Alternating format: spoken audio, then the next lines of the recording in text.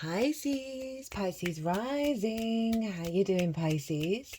So this is going to be your reading for the Mars retrograde that's happening in the signs of Leo and Cancer.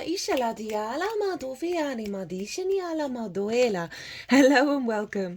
My name's Chloe. I work with card divination, astrology, and as you just heard, and as you can see, I channel multi-dimensional energies through my body, both in the form of physical and vocal light language. All of this brings in healing, attunement, and activation codes to the messages that are going to come through in this reading. So, Mars retrograde. Mars retrograde's the least out of all of the planets. It's every 2 years. The last time was in the sign of Gemini. Mars is a personal planet. It represents your motivation, your drive, your actions, your passions, what gets your blood pumping. It can also be conflict, drama, frustration, and the desire to win at all costs, right? So these themes are going to be showing up throughout this retrograde, and we're going to be recalibrating our personal movement through the world and how we build. Yes, Mars is the god of war, but for me, Mars is our personal way of how we build in the world.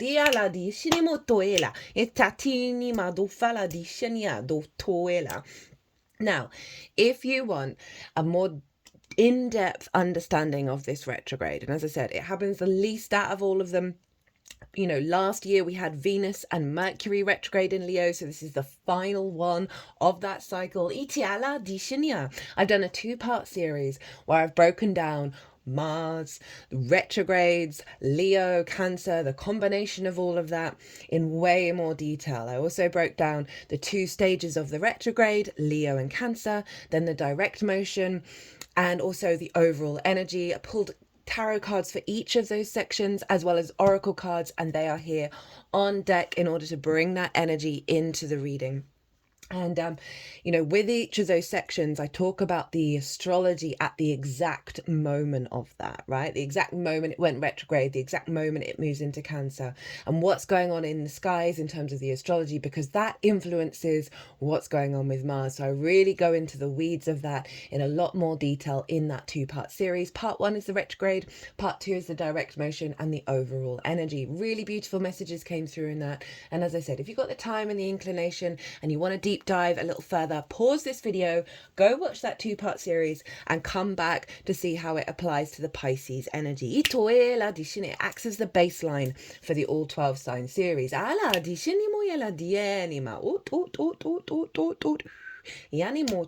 Now I read for the rising signs. So for those of you who don't have Pisces in the first house in your natal chart, look to the house that it does fall in.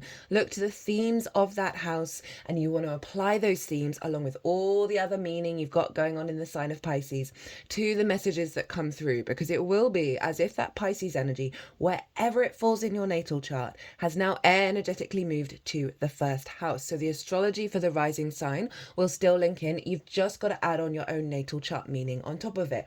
For example, I've got Pisces in the 8th house, so I would apply the themes of the 8th house to this reading. And I've also got my part of fortune. That's all I've got going on in Pisces.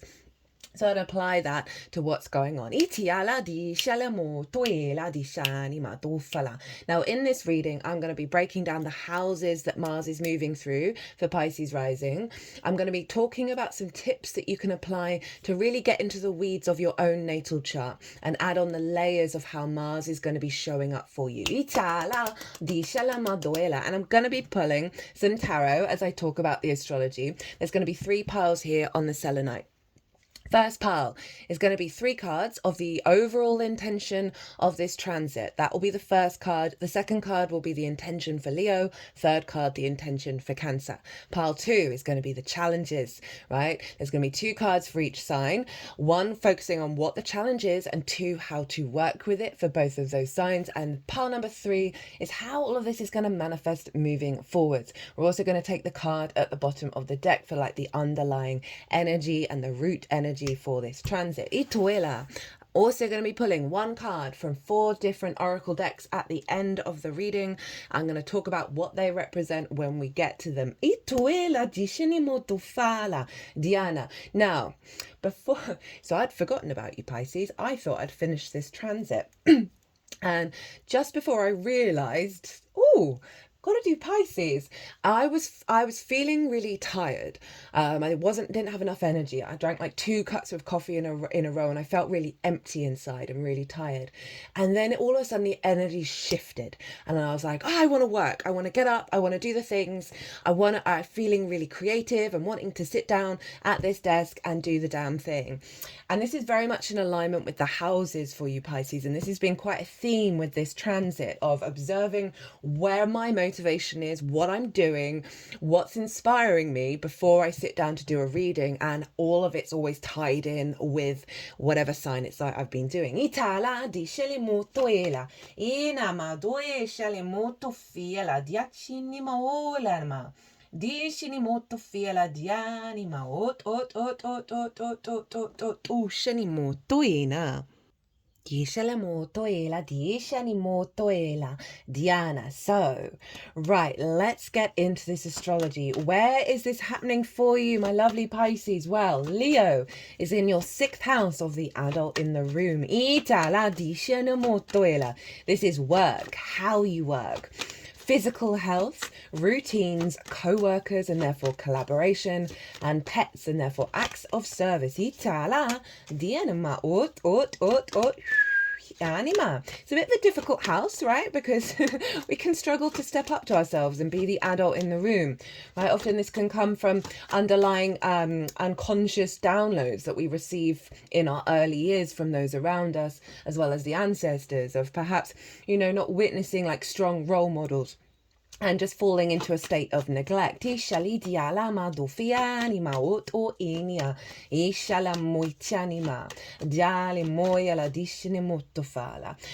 learn those things and then we recreate it of like, oh, I don't want to do the work, or I don't want to look after my physical health. Oh, routines are really difficult, right? There's lots of different reasons why we get hyperstimulated, hyper distracted, focused on the sort of the pleasure principle and aren't able to equate it to work and doing those things when this is a reorientation around that. I love the 6th house. It's very important for us to get that 6th house in alignment, because when you know how you understand things, how you work things out, how you work, how you co-create, it means you then start to have healthier relationships, whether that's with co-workers, friends, the outside world, the universe, romantic relationships, all of those things. When you step up to the plate and you're like, right, I'm standing firm within myself, I'm healthy, I'm strong, I know how to work, I want to collaborate, I want to be of service in a way that's healthy rather than codependency or just complete neglect altogether. So Mars is very independent. Mars, as I said at the beginning, represents your motivation, your drive, your actions. Mars loves being in the 6th. It's its favorite house to be in. So you've actually got an incredibly strong Mars for you, Pisces. Mars loves a job to do, right? And the 6th house is very much about jobs. So with the retrograde and with Mars, we're going to see like 2 sides of the same coin. It's going to highlight where there's lack of motivation, where there's a lack of will and desire to get up and be the adult in the room, right? As well as where you're headed. With the realignment. Leo rules the heart.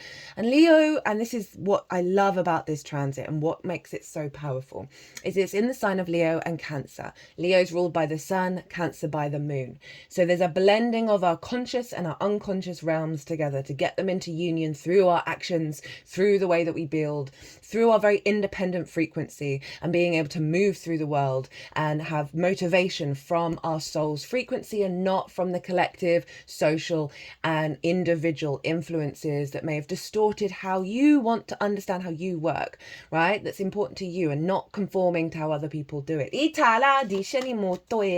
Or perhaps you're in a career that, your parental figures or people around you told you should be in. They may have poo-pooed and dismissed your own alternative ways of doing things, and that may have diminished your heart, right? We put walls up around the heart. I had a really strong channeling come through with the Sagittarius reading, and it's not that surprising because the Sagittarius new moon that we just had, the energy of that very much is imprinted into this retrograde. And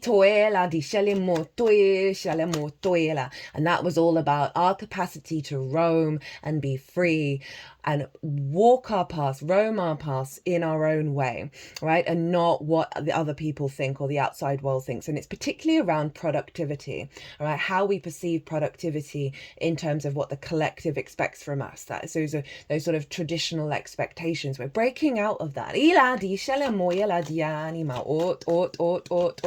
So with the sun and the moon and Cancer and Leo, we've got a unification of our conscious and our unconscious realms, right? As well as the vision, the clarity, the animation of Leo, the sun, and the intuitive body, the nurturing, the nourishing, whether your needs are being met, of the moon. Now, the other side of this is traditionally the sun was linked into like the head of the country, as well as the paternal energy in your life, right? The father figure. And the moon was linked into the people and the maternal figure, right? The mother figures of your life. And so often for us, this, and by the way, neither of these are sex specific. We have them within all of us. It's more of the yang and the yin, the light and the dark, the night, the day and the night.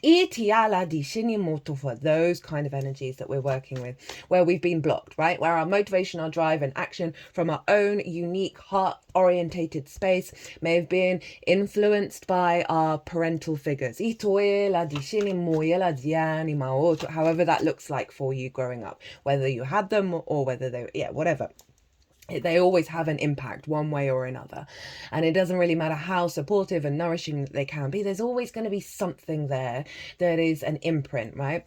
I look after my friend's kid on and off, and she's 3.5 now, and so she her mum had taken her to a school because she's going to school next year to see what's the vibe, and they had lots of different stations everywhere, and like, you know, you watch where the kid's drawn to, and she was drawn to the imaginative play section as well as the cooking section. Now, her father is very imaginative in the play and her mother's a chef. So already imprints. So Mars is really helping us work through the paternal, the maternal wounds, as well as the wisdom as well. And there's no getting around that side of it. But it really is what's blocked you, what stopped you from being free, for your heart being free in the way you move forward, for your intuition to come through from your soul experience and not the layers of conditioning. It's also linked into the ancestors as well, which I'll get to in a moment, because Mars will be opposite Pluto for the whole of the Leo transit and the tail end degrees of Cancer, and that obviously Pluto rules the dead.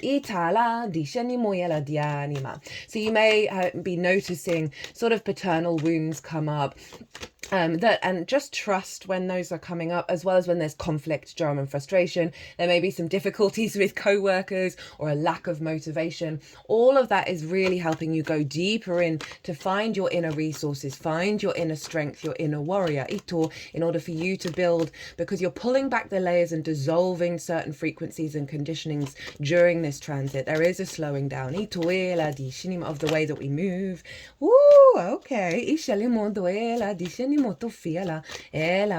That's allowing more freedom of our individual energy to come through. And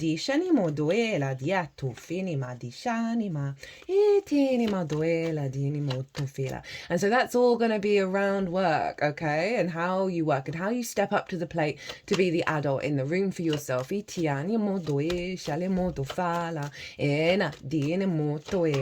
it's also a great time to work on projects, right? Mars, things that you take action over, because retrogrades, they're very yin in their nature. Right, it's about the observer, and it's about bringing nuance and depth to something, of cultivating that energy. So one, observe your actions. It's going to show you where you need to focus on, where there's stuck energy within your field that isn't really to do with you anymore, that we're here to let go of, as well as where you're headed. For example, for me, in the lead up to this retrograde, something huge kicked off with my father, and it was based on an old wound that I thought I'd come to some level of peace with, and then it made me realize, no, wait a minute, no, I'm not at all. And the other side of it for me is that as I said at the beginning, in the lead up to a lot of these readings, I'd been noticing a lot more intuitive actions that were leading into channeling and into my work and how I move through the world, right? So it was showing me both sides of the same coin. So you might be working through that a lot, and just trust in the process and know that we're here to allow those emotions out of our body, right? Mars, is movement. And so often we have energy stuck in the body. So let things happen, take action in movement, as well as let yourself cry about certain things. Don't let those tears get stuck in, because there's something around the warrior and its inability to have, that sort of the sad energy that we have with the masculine energy, that they're, it's not so much perhaps in the current in the newer generations, although I do see themes around hyper unintegrated masculine, where there's that sense of, you're not truly that yang energy if you're, crying over spilt milk or whatever it is, except it's not spilt milk. It's something that's really significant that you need to let go of. Those tears all have their own imprint. They have their own chemical makeup based on what it is that you're upset about. And if you don't cry, that gets stuck in your body.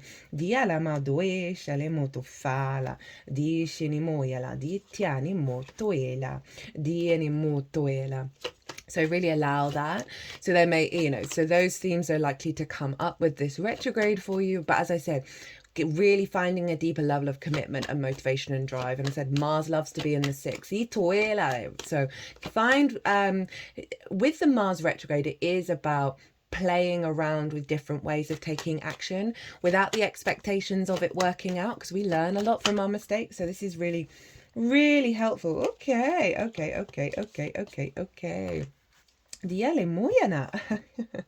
Right, okay, you're getting an extra card from the bottom of the deck. All these cards have come out very quickly. So that's a lot of the stuff going on with the Leo side of it, right? Of basically stepping up to be able to put in the work via your heart. Follow your heart's frequency. Allow the wounds of the heart to fall away. And so often that might be being in a state of rest and allowing that energy to move through your body. Now, to go a little bit deeper into your natal chart, firstly, look to where your sun is.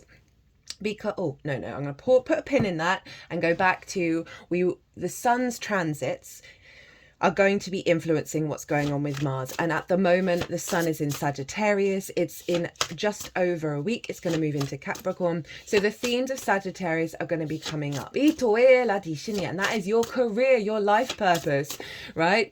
Career doesn't have to be life purpose. It can just facilitate it. Visibility, reputation, bosses, how the big outside world sees you. So the sun is shining a light, one on the wounds, the stuck energy, helping you to have the vision and the clarity to be able to activate the next stage, and also downloads, ideas, inspiration of where you're headed on your life path, whether you're headed in your career, what you might be able to do in order to, get more visibility, to strengthen your reputation. And then you can apply that all to Mars. Where are the blocks, right, that the sun is highlighting that stuck you being on a certain path in your career, wanting you to move to the next level, life path, all of that, blocks around being visible, blocks around reputation, as well as getting the downloads in order to activate it and then feeding it into Mars so you can put that into action. It's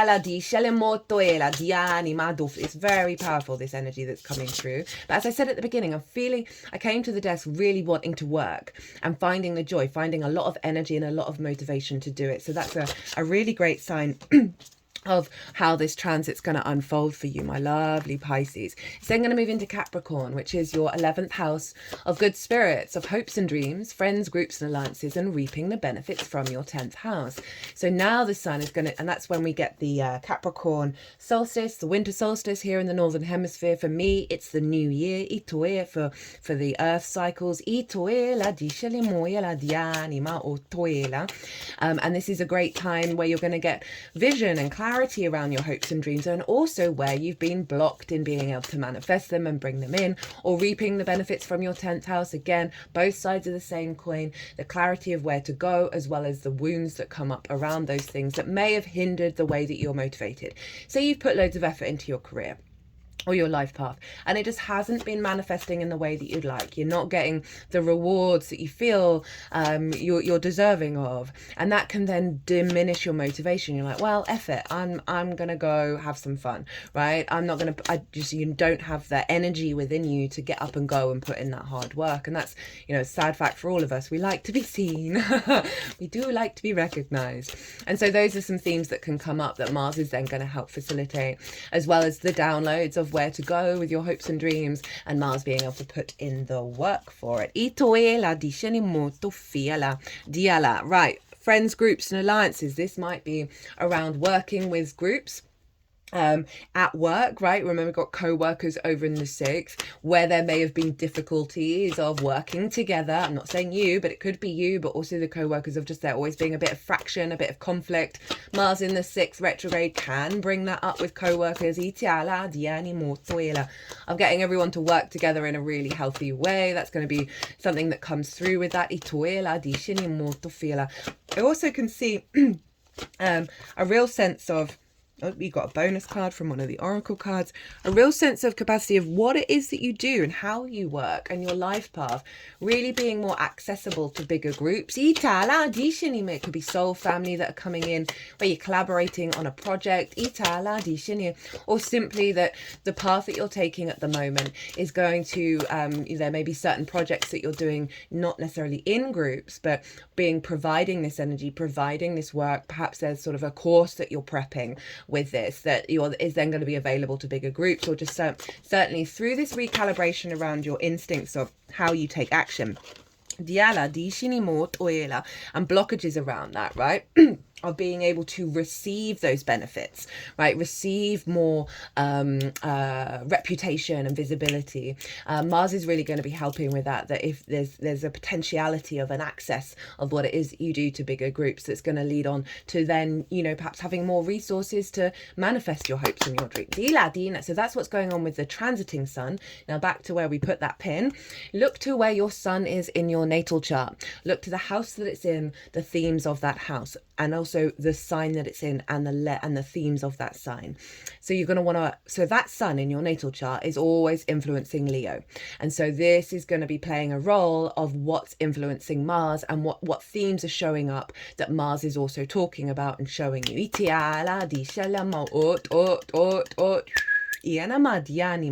For example, I've got my sun in the 2nd house in the sign of Virgo. So the themes of the 2nd house and the themes of Virgo are influencing my Mars, right? And this transit. So that adds a personal layer onto what's going on for the Leo area of your chart. Also, and this applies to the Cancer transit as well, Mars is upgrading and influencing and activating Aries and Scorpio, because it traditionally rules both of those signs. And so let me just straighten this up, actually, stop it being so messy. And so you have Scorpio up in your 9th house of perspectives, how you map yourself out in the world, right? Your morals, your ethics, your philosophies. It's also about mastering of something, because it's about sort of like not higher education, but it's about mastering something you've been learning for a while, as well as sharing your perspectives, because it's about teaching. And so that Scorpio energy is being activated. It's also about going and living somewhere unfamiliar to you in order to broaden your perspective. So I can see several things with this. Of one, the way that you work, getting in alignment with your higher perspectives, right? A real infusing of this energy of you, because of what Mars is reorientating, your capacity to teach what it is that you do at a higher level. For some of you, this may be at work. There's a project that might mean you've got to go and live somewhere for a longish period of time to work on that project, and it's then activating a higher level with your career. It could be something like that. Now Aries is in your 2nd house of your values, right? Your resources, the things, right? So it's your resources, sorry, not your values, but your values are there. So the second house are your resources, your skills and your tools of how you manifest and bring in a regular income. It's also the things that you value and how you value yourself. Now, that part is the most important part, because if you don't value yourself truly, madly, deeply, despite how other people see you and what's going on in your life, right, that kind of unconditional source love of self. They just put my hands over my heart space. And now they're doing work with the heart chakra. They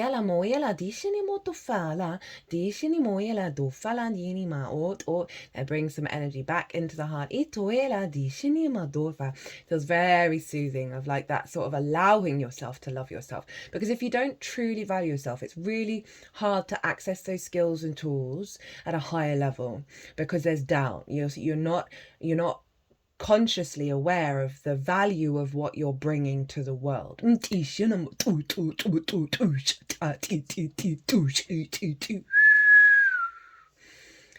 also, if you don't value yourself, we then tend to have value systems that recreate that, right? So we can then value things that are actually not very good for us and not very helpful. And so that Aries energy is being upgraded, because you're really going to see the power of what you're capable of, how you work, and feeling mature and feeling the adult in the room, which means being able to observe reality in a really healthy way and be very supportive and nurturing to yourself and stepping up to yourself, which is going to just feel very just grounding and supportive in the way that you then care and value about yourself. So those themes are going to be at play and be elevated with both the Leo and the Cancer transit.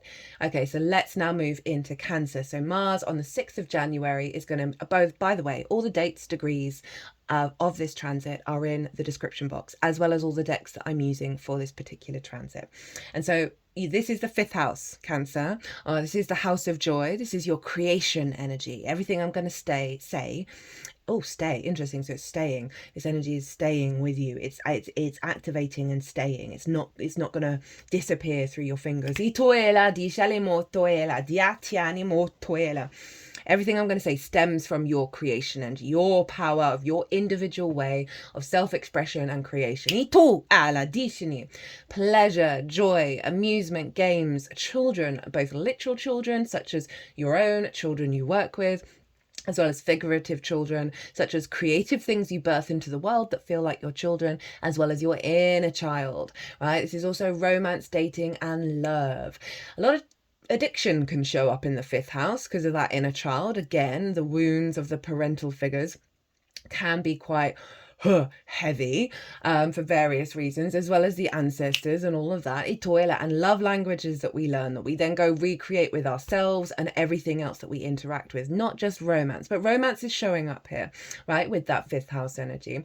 And there's something around, as I said, that 6th house, if you figure that out, your relationships become healthier. So there can be something for some of you. Obviously take what resonates. I try not to focus on love so much because not everybody's here for that and really want to focus on your energy. But there's something around, because you're leveling up your sense of maturity, the amount of relationships that I see my friends get into and others, where before they get in a relationship, they're eating really well, they've got good routines, work's going well, they're really taking care of themselves, and they get in a relationship and gone, right? And they prioritize the other person, fall into bad habits. It's all about the sort of the treating themselves, pleasure principle, right? Rather than co-creating for a longer term, healthier dynamic of two individuals working together. So I love this combination of the 6th and the 5th, right? Because remember, Mars will move back into Leo and bring all that wisdom from the creative energy back in to the 6th, where it's not about not having fun, but it's doing it in a way that serves your longevity.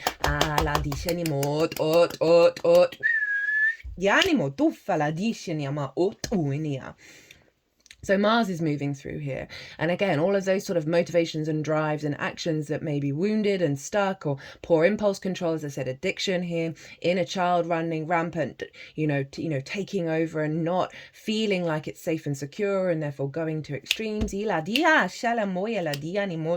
Mars moving through here, you're going to see a lot of watch your actions, see what's coming through, do some work with the inner child. Also, again, in terms of creativity in a project, this is a great time to really get into the weeds of something that you may have been putting off in terms of a creative outlet, that you're going to have a lot of determination wanted to come out. So determination to put in the work and realize you're going over same territory a couple of times. So it's about not having all the answers and finding things out and bringing nuance to something and depth to something. Retrogrades are always great for big projects. When you're in awareness that there's a time frame and you're not going to be having all the answers and all the solutions, and allowing that creative process to unfold.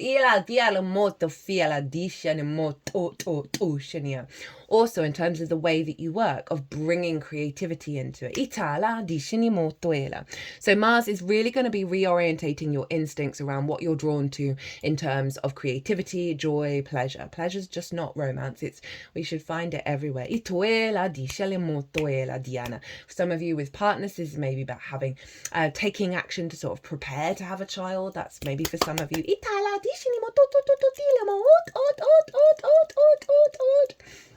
All those kind of things, right? And this is now the more sort of maternal wounds, right? The moon, and the moon is our intuition, our emotional body, whether our needs are being met and how do we give and receive nourishment, right? And so this is also, the unconscious realms. And so you're going to get a lot of clues about, sometimes, right, the mother, whether it's through the maternal energy, whether it's through neglect, abandonment, or smothering, those kind of extreme frequencies can lead to overindulgence from both sides. We always want to be in balance with everything, right? Everything in moderation, including moderation. So I can see a lot of really healthy clearing of your emotional body and healing of your emotional body around that's allowing you to step into that space with a level of integrity to yourself. Now, with Mars in the sign of Cancer, it's going to be governed by the moon. And what I love about this is the moon moves through all the signs, all the houses, every lunar calendar month. So we're going to have a full holistic integration of your whole chart, right? In regards to your intuition, whether your needs are being met, how to give and receive nourishment. Again, it's going to highlight where that's not happening, as well as where you're headed towards. Yanama.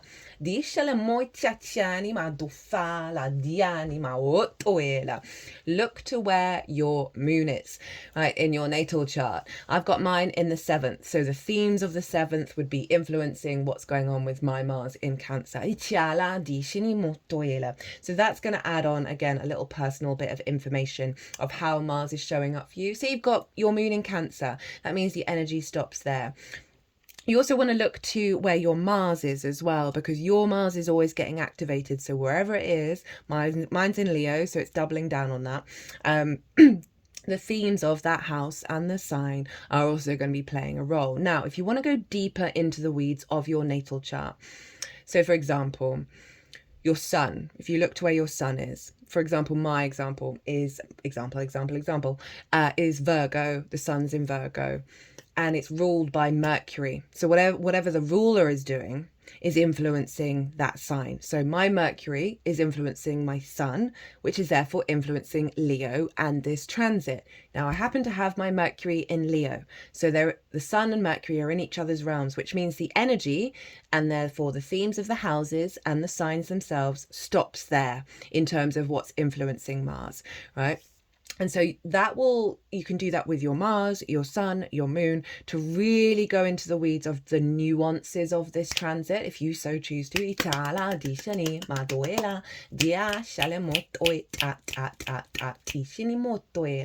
And again, I really love this creative energy coming through that's activating your perspectives and your skills and your tools, right? And so there's a real sense of elevation, of bringing the joy back into life, bringing back the joy into the way that you value yourself, the way that you perceive your world, and finding your motivation and drive being in alignment with that. So you've really got the capacity, and this doesn't just have to be linked into your career, but certainly like things you want to work on that may be creative, that you're able to apply your skills and your tools to.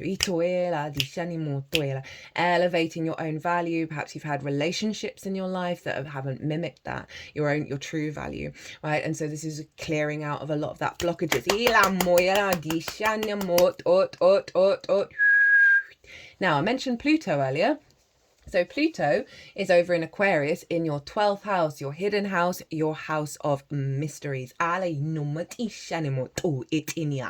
This is the hidden realms, the things going on behind the scenes, right? And in these unconscious spaces can be trauma responses and limiting beliefs, love languages that we learn that we then mimic out with everybody else around us, right? This is where anxiety, depression, loss, grief, isolation can show up. All of that good stuff. Underneath that is the magic of your soul. So actually Aquarius energy is your soul power up, right? And this is the cosmic joke of the universe to put that underneath all of our conditioning, right? And this is why doing the inner work is so important, to get into a clarity of alignment with your soul, because that is you are it, but there's lots of dense blockages in the way.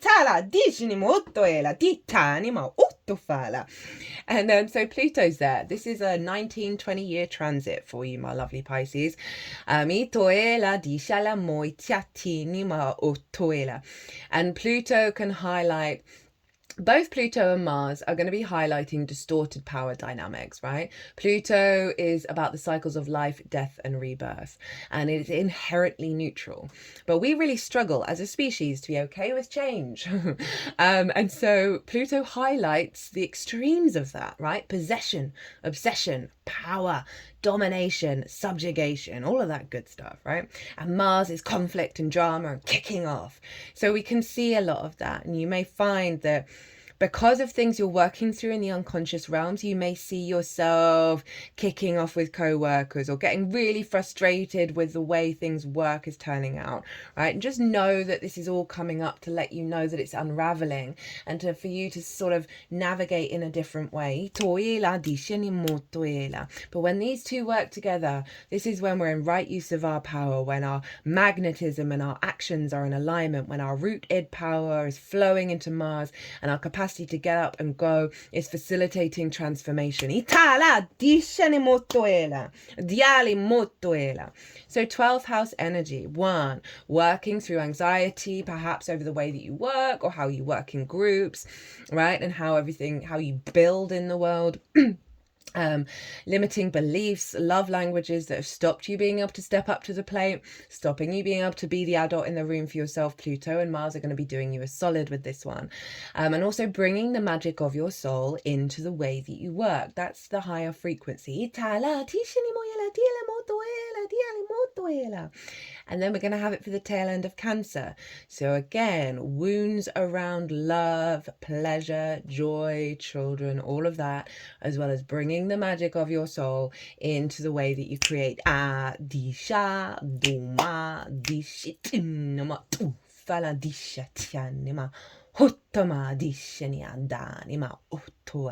So big energy here. I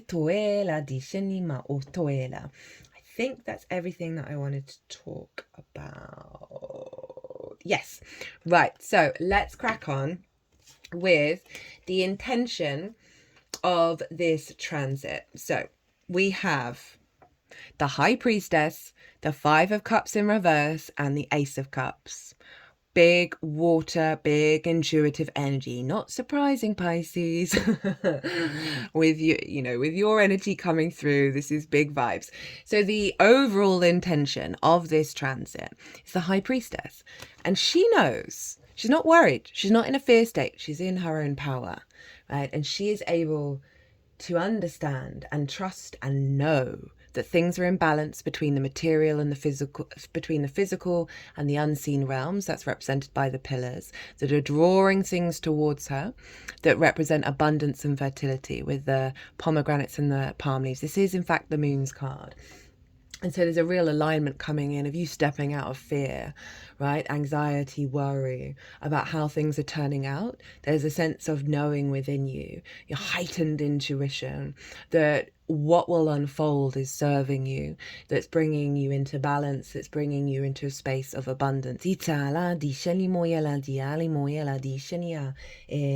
know, she's very much in her power, and I love that in terms of like the paternal and the maternal wounds, right? And working through those in order to get back to the truth of your soul. And for me, this is kind of like our higher self in the tarot.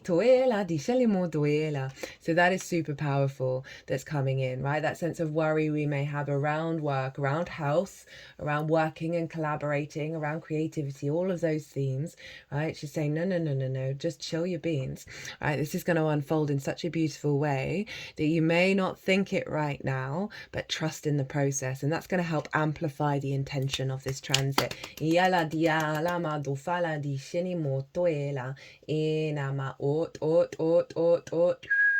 Anima, now for the Leo side of it, we have the Five of Cups in reverse.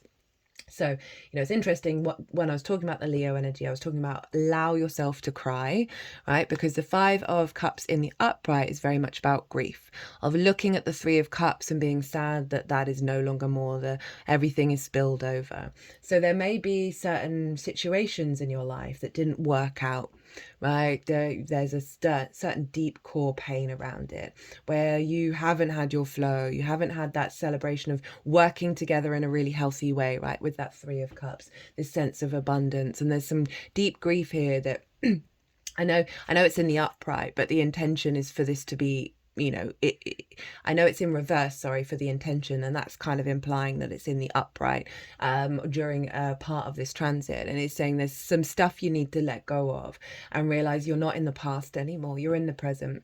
And this recalibration of Mars, this is a heavy card.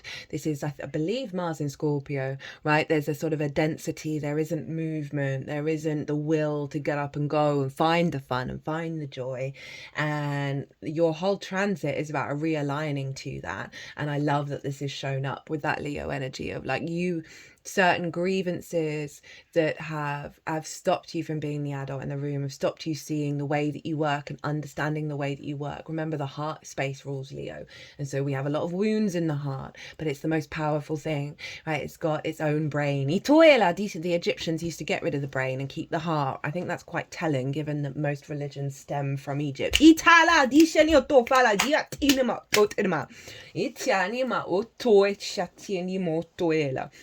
So I love that, of like the energy, right? You know, I was feeling the joy. I was feeling, I want to do it. I want to play. I want to come to the table. I want to work. And I had so much vibrancy. And this card in reverse is really showing that.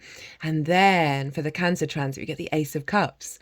Oh, the overflow of your creation energy, but the Dove of Peace. And I love that Dove of Peace because it's saying, it's highlighting the conflict we can often feel when it comes to accessing the Ace of Cups, that sense of true love, that overflow of the sense of abundance of our water body, of our nourishment. And the universe is providing refreshed energy where you're now at peace with this, right? Rather than in the conflict, right? Even though the Five of Cups is about grief, there is conflict there because there's that struggle to let go, right? Make peace with what has been lost. It's not about denying the emotional responses that you have, but when we get stuck there, that's the danger. And that's just jogging me about Pluto and the ancestors, right? We hold wounds from them, as well as from our parental figures, as well as our past lives. And there are certain things that we have to experience to help heal those timelines, help heal that energy connection. And with this Ace of Cups, there's definitely a connection around this. This may be grief around and wounds and finding the overflow and the joy around, how do I find the joy in my life? How do I find that resonance, that sense of illumination, of my capacity to see the love from a place of peace, to bring that out in the way that I create, in the way that I find pleasure, right? Again, if you've had any sort of distortions of addictions and, you know, having troubling love languages where you may have recreated your relationship with a parental figure, this is a fresh new energy coming in. in, and I am loving this. Itiala madoela disheni motoela, diala maotoela. Now, misheni, diala moitianima, disheni motofiela, dishinima, etanima. So we have for the Leo energy, the challenge and how to work with it, we've got the Ace of Wands in reverse and the Sun.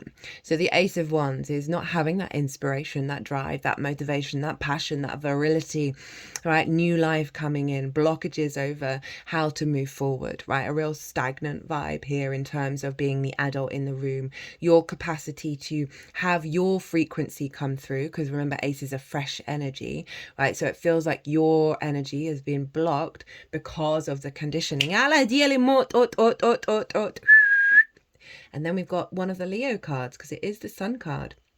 So this is, it's interesting, we've got the inner child there on the horse, and that inner child is free and happy.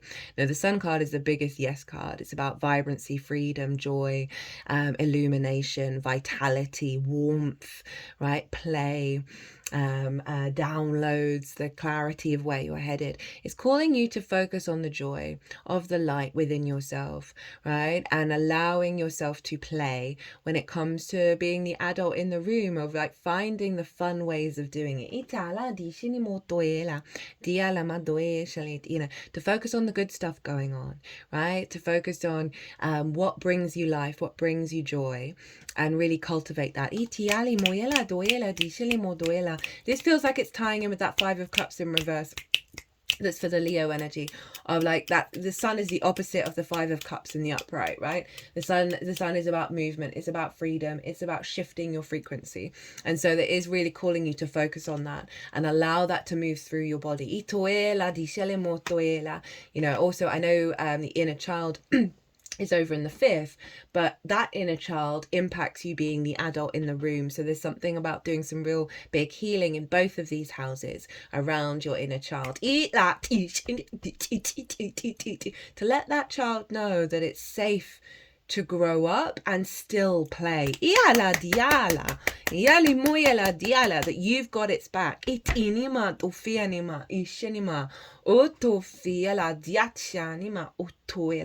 So even though you may be feeling blocked, right? And I, you know, as I said, I feel like this is through conditioning. It's calling you to sort of reflect perhaps on what, as a child, what brought you joy. Like I used to read a lot of fantasy and a lot of sci-fi. And yeah, I was chronically disappointed at the flatness and the hollowness of the reality that I'd been born into, like from a very, very early age. And it's just quite funny. And it took a while to later on in life that all of what I perceived as a child has come to life. So there may be something, a little niggle from your childhood that you might want to focus on in order to bring that joy back into the way that you work, back into your adulthood. Maybe life's got quite serious, right? And that adult in the room is like burnt out and exhausted with that Ace of Wands in reverse.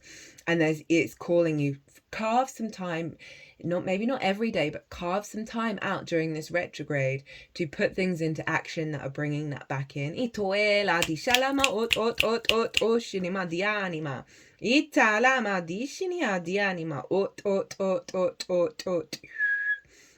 So for the Cancer energy, the challenge is the 10 of Cups, and the wisdom of how to work with it is the 4 of Wands.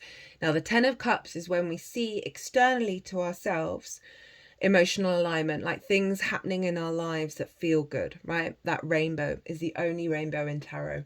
And for me, the rainbow is the chakra body aligned, right? And then seeing that inner alignment show up externally.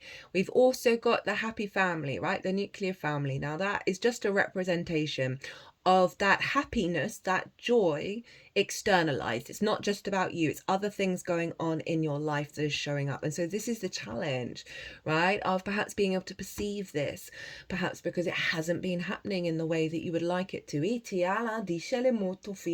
believe that this is even possible for you, as well as, you know, it's making me think of like the Disney movies. Like the old school Disney movies were very much about you gotta find your prince, okay, or your princess, whatever it is, and that's the only goal. I mean, it's an important goal for a lot of us, but when we then when it dampens down the rest of our reality, right, when we can't find that joy externally because we're expecting the big fantasy to materialize immediately. And I'm not saying the big fantasy isn't going to materialize, but when it stops our creativity, our pleasure, and our joy in this moment because we don't have it, that's where we're out of balance, right? Because we want to be out of conflict by shaking off expectations and assumptions of what's going to happen in our lives. And that way we can be present, and that way we can enjoy what's going on now, enjoy your environment. I feel like gratitude can be a really good thing to help work through the challenge of this, like the fantasy of it and it not showing up, right? Of like, find the things in your life that are this. And this is what this is saying, the Four of Wands, because this is about celebration of milestones. So even if this hasn't shown up, right, or you don't even know what this is, what this means to you, and like you're a bit frustrated by it, find the ways of celebrating all the milestones in your life. And this can be the smallest thing, like getting up and brushing your teeth and doing a little dance.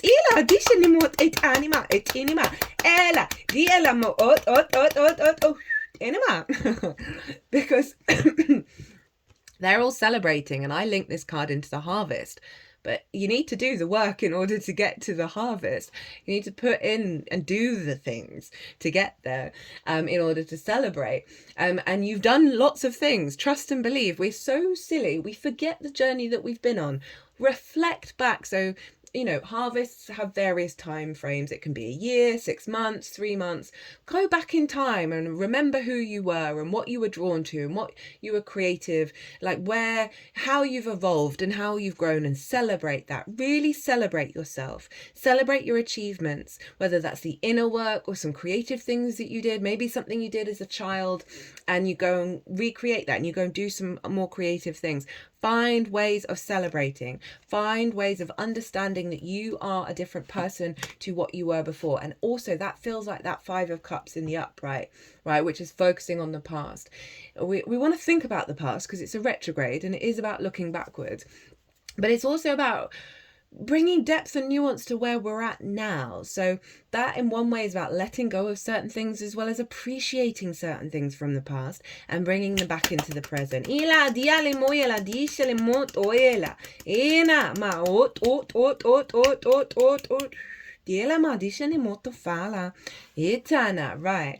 The intention of this moon,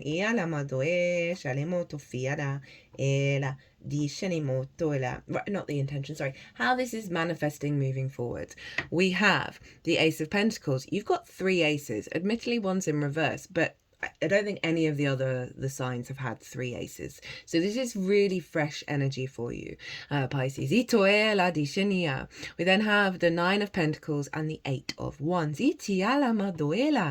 So Ace of Pentacles, really beautiful fresh energy coming in of how you create in the world, right? How you work and how you find your creativity. This card has the flowers from the Magician card. So it's saying the work that you're doing in this transit is getting you into magician mode, right? Of understanding everything around you is a resource to create with, right? Rather than the sort of externalization and I need to have this or this in order to do this creative project, or have this relationship, or whatever it is. It's saying no, everything around you is a resource to manifest and create in the world.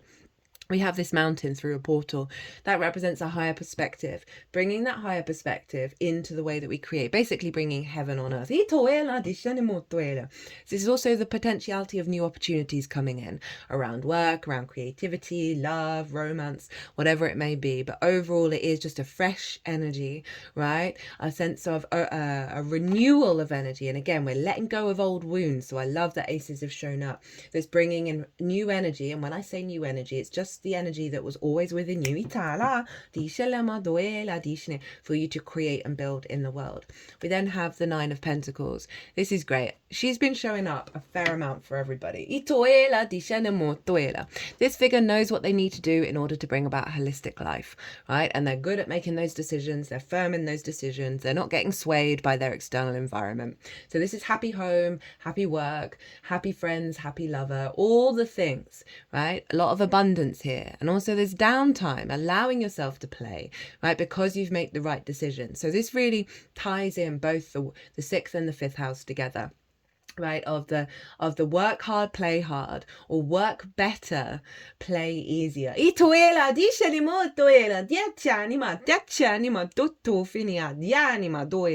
And in terms of like relationships, this figure isn't going to sacrifice their health for somebody else. They're just not going to do it.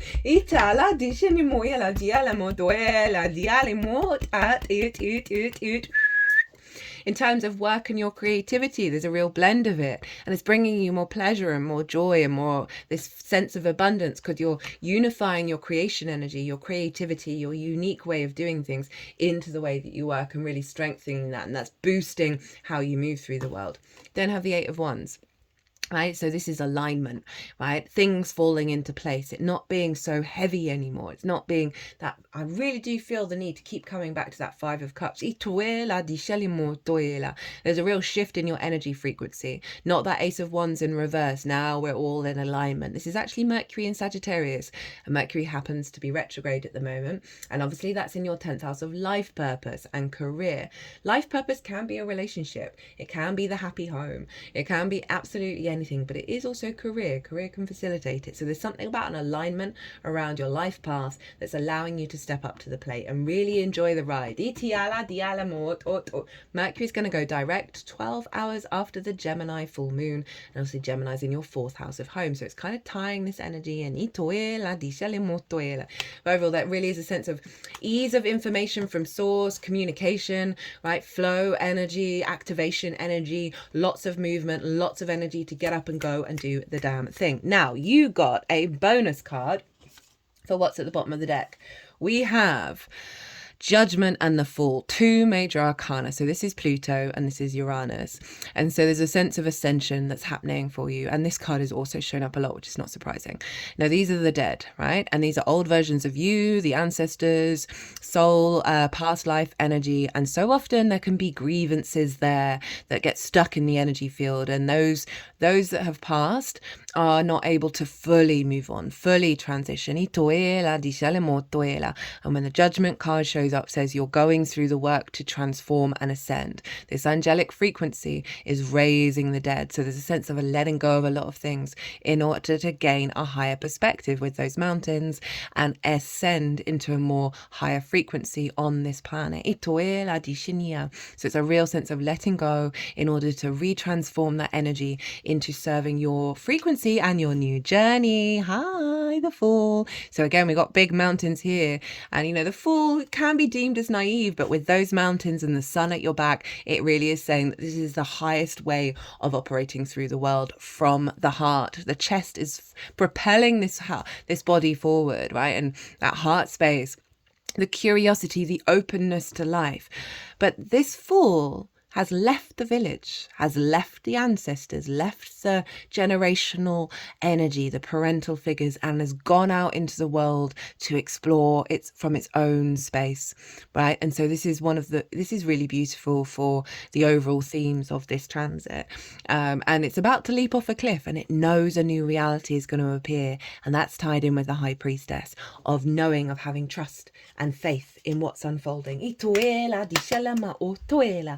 Right, oracle cards. So, where did I put those books? Oh, I packed them away because I thought I'd done this series.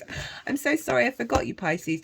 There may be something around that in terms of the paternal figures, or not feeling seen and not feeling visible of the work that you do and the joy and the love that you bring to the world, right? There may be something around that is just, There's not the reciprocity and the recognition. It's reminding me of something that happened in the Cancer video, the Cancer reading. The screen, the back of this phone, my work phone, had started peeling off. I didn't realize that, and it just looked like the screen was dissolving. And you know, for Cancer, they were also dealing with work houses. Their second house with Leo, right, of their skills and tools, of like, this is a tool for me, and it sort of messed up. But then I found a solution. I figured it out, and it's like there are going to be resolutions here with this transit. There are going to be certain big wounds that are no longer going to affect you in the way that they used to. And if you're resonating with this, I just want to send out my love to you, right? That it's one of the collective energies that we're working through, of that capacity. How do we see ourselves? How do we love ourselves if we haven't really seen it in the world around us and we don't expect it to keep showing up, right? So there's a real sense of power here with this unintegrated Leo, right? The Leo that takes up all the room and all the light in the room is probably a Leo that wasn't seen as a child, right? And so there's this sense of projecting that pain out onto other people because they felt that pain. There's going to be a lot of resolution around the sort of paternal energies and the maternal energies of just like being at peace with what's happened and allowing ourselves to be freer and get back to our independent frequency of how we have motivation and drive, that we're no longer being diminished and feeling that grief around it. Honestly, I think this card is one of the biggest cards for you, Pisces. I keep wanting to come back to it. So, first oracle card comes from the oracle called What We've Forgotten by Amy Miranda. Now, this card is going to be what we're being reminded of, what we're remembering in this transit. Because what we've forgotten kind of implies, oh, you forgot that, your memory's not good enough, right? It's a bit more negative. And the person that I live with, we did a Mars retrograde little mini tarot session on the evening of the retrograde, and I was using this deck, and she said, no, this is what we're remembering, because it's not quite the sort of you've done something wrong. It's the unfolding that isn't pointing fingers. And you have the Tao of Flow. Oh, this is so on the money, and I don't think I've had this card before, with the High Priestess. Right, I talked about this around the Aries transits at the beginning of this year. I was really getting into the Tao or the Tao, that we want to get out of our own way.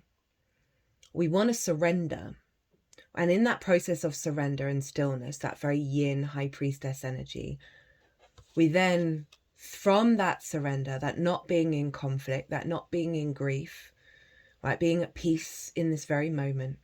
You want to clear the decks and then see where your instincts take you, right? And that is the High Priestess that then manifests into the Magician. And for me, that helped me understand, when I came to that conclusion myself, that helped me understand the Tao and the Tao, that it's not about not doing anything.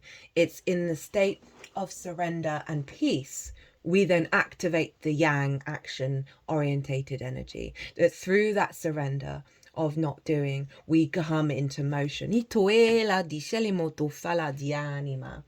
Wu Wei, or doing, not doing. Taoism has deep roots in transmutation, divination, alchemy, and magic. The philosophy of Lao Tzu speaks of the underlying and loving force of the universe, the Tao, the Wei. In being in alignment with the Tao, it was believed that anyone in practice could become a master. The Taoist principle of Wu Wei, effortless action, or doing, not doing, perfectly personifies how to be in greater harmony with your intention. The Tao of Wu, indeed. We set our intention, we're focused on our intention, and we're going to trust in the current of energy to get us there. When we're in a state of concentration and flow, we can more readily bring into alignment various aspects of our lives. In Taoism, there's a parable about a traveller on a journey who comes to a fork in the road where a wise person awaits. The traveller asks, "Which way should I go?" The wise person replies, Where are you headed? And the traveller, unsure of their purpose and destination, replies, I don't know. The wise person answers back, then it doesn't matter what path you take. To obtain guidance, we need an intention. It's up to us to set the intention now. Lean into the practice and find our purpose. It's up to us to know where we're trying to go, even if it's a feeling. Energy will help provide the guideposts when we've declared our intent. Flow and magic are synonymous. We humans focus all the time on what we don't have and what we don't want. But by worrying, we're using our magic powers to put energy into things we don't want to experience or bring them into being. By being in flow, doing, not doing, while holding our intention, we surrender to the intelligence of the current. Where might you be able to set an intention to be more in alignment with the ways of Wu? Here's where I remind you that Wu is also the word for shaman or sorcerer. That's so funny, I talked about the magician. So this is what's being activated, your capacity to be in the state of flow and create from that flow, right? So again, it's focusing on not what you don't want, of that 5 of Cups in the upright, right? You could just set the intention of embodying the High Priestess. With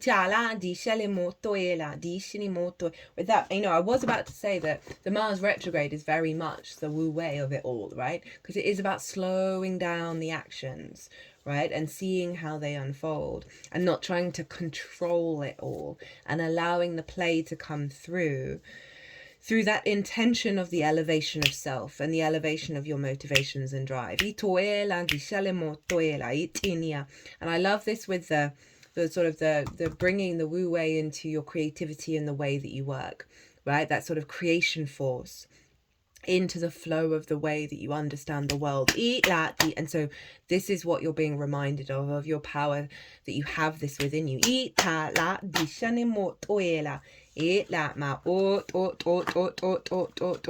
it is about this process of letting go, and the 5 of Cups is very much about holding on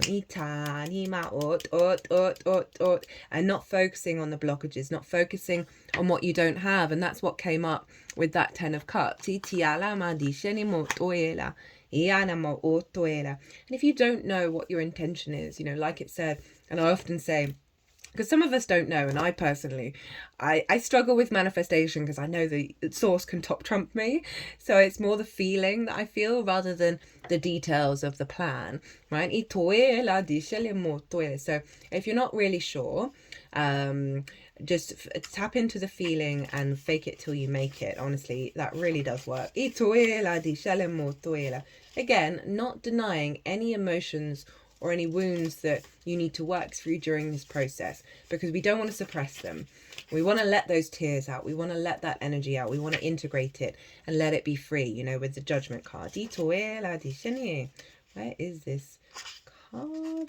Right, next up, if I can find it, is from the Wild Unknown Animal Spirit Oracle deck by Krans. And this is the lizard. So I brought this deck in because Mars is very primal, very instinctive. So the animals are going to give us some wisdom here on our journey. Now, this can either be highlighting some difficulties or what to channel to embody. Instinctual, sensitive to the subtle, dreamer. The lizard is an expert in the realm of sensory perception. As if it has a sixth sense, the lizard hears what is yet to be spoken and sees what is yet to manifest. Although this is an amazing gift, it can easily wear the lizard down. Big crowds, lots of travel, or overstimulation will drain a lizard of their magical essence. This card is an indication to pull back from the bright lights and the big city and return to the inner artist. Oh, this is so on the money for these two houses. Who's been whispering your name? The inner artist who's been whispering your name.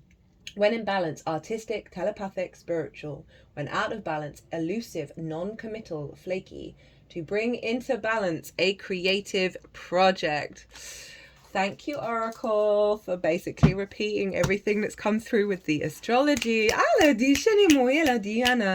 And again, that Mars energy, when it's retrograde, it's not really out. It's not really like go, go, go, go, go. So it's in alignment with the energy that we really want to allow ourselves to slow down and unfold. And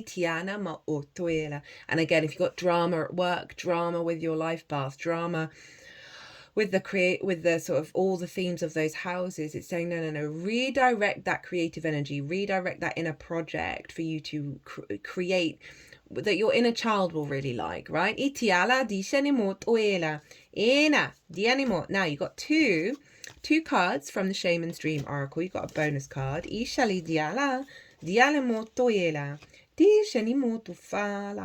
And this is kind of the journey, and it's going to give us some help of how to move along the journey, right?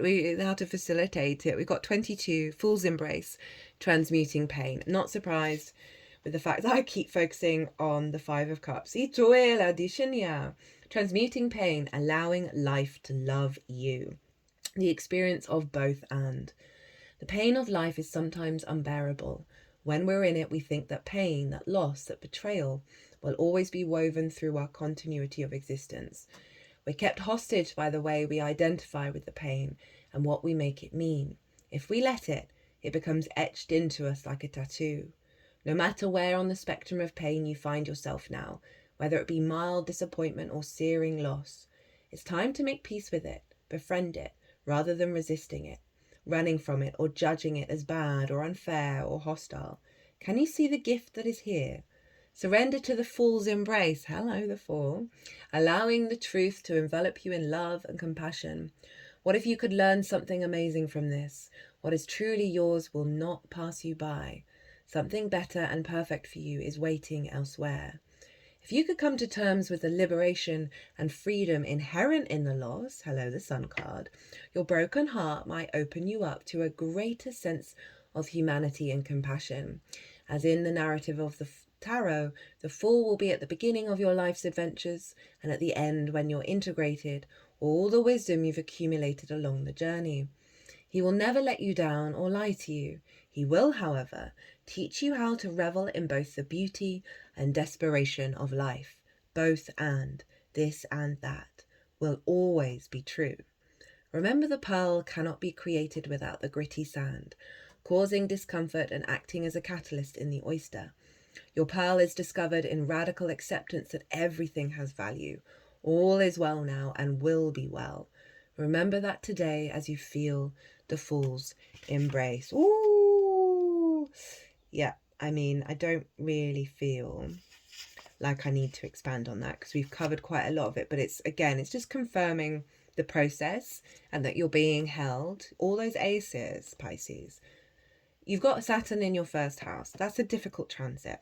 But know, and I say this every time, know when Saturn leaves, you might already be feeling it, but when Saturn leaves, so your first house, you are going to feel so much more in your authority, in your maturity of able to level up to your own existence and how you move through the world.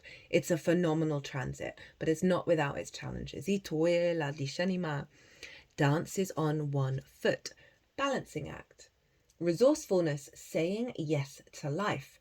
When dances on one foot shows up, you are called to find a new balance.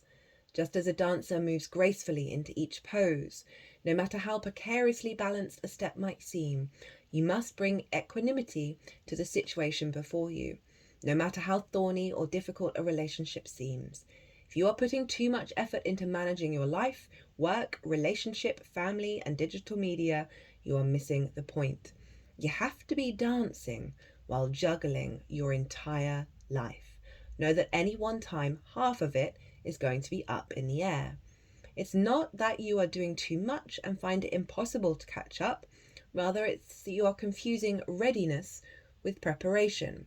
You will never, ever be fully prepared for all the challenges in life, but you can be ready to say yes to a new invitation the universe offers you.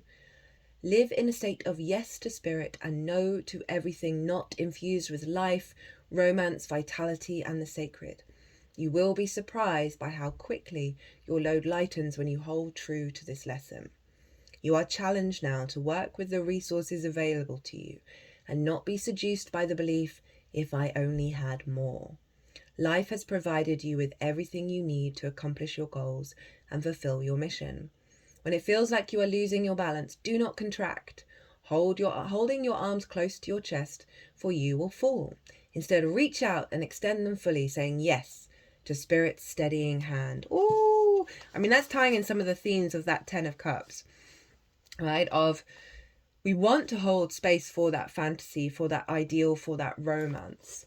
But there are ways of getting to it that doesn't mean that we are focusing on that we don't have it in this moment or in various forms or upgraded of whatever it is. And I love this card. It's one of my favorite cards in this deck. I think there's a lot of wisdom in what's coming through with it. That it's that yes energy, that sun energy, that full energy, right? Of being outside of the conflict of where there are no's, where there have been no's, and really allowing the yeses to flow in when you sit in peace with yourself and where you're at.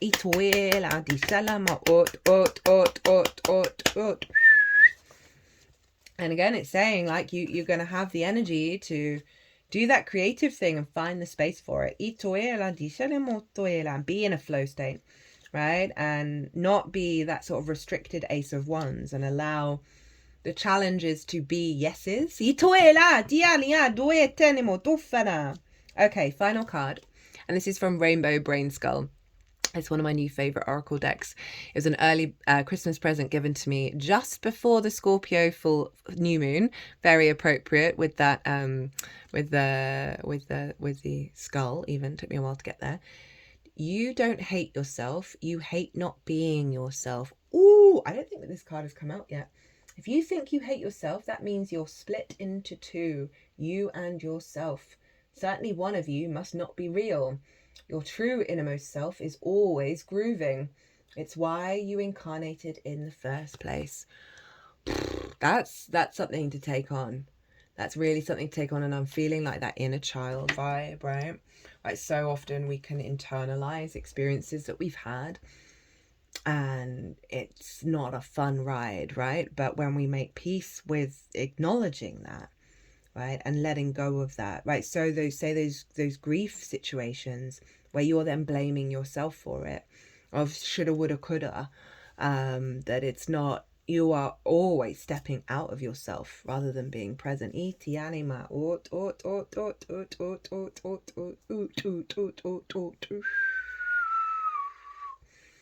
That is pretty powerful. That's a good sort of mantra to have. That again, you hate not being yourself.